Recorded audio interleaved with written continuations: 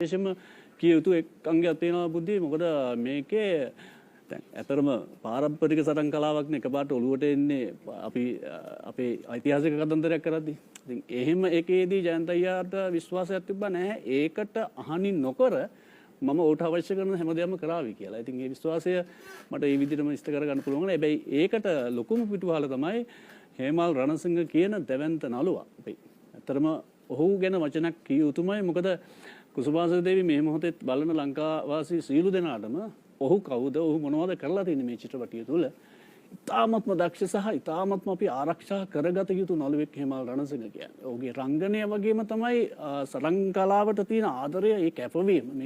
මේ කුසුමාසන දේවී කියන එක ඇතුලේ පිටිපස්ස තියෙනවා මහා දුක්ඛම් කටළු ටිකකුත්.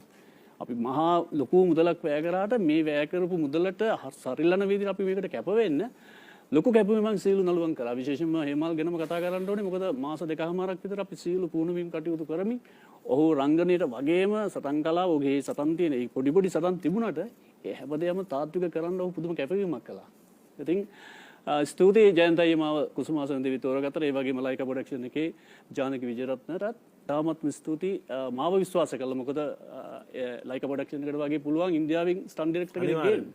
හැබැයි ඔවුන් එහෙම නැතුව ලංකාවේ මං ගැන විශ්වාසය කළා, මට ඒක ලබා දුන්නා. ස්තුතියි නැවත වරක්. බොහොම ස්තුතියි. බොහොම ස්තුතියි. මම හිතනවා කුසුමාසන දේවී ඔබ තවමත් නරඹලා නැත්තම් අනිවාර්යයෙන්ම නරඹන්න බලන්න අලුත් අත්දැකීමක් වෙයි මේ ලංකාවේ කරපු චිත්‍රපටියක්ද කියලා ඔයාලට හිතෙයි. ඒ තරම් ලෝක සිනමාවත් එක්ක තමයි මේ චිත්‍රපටිය හැප්පිලා තියෙන්නේ. නේද?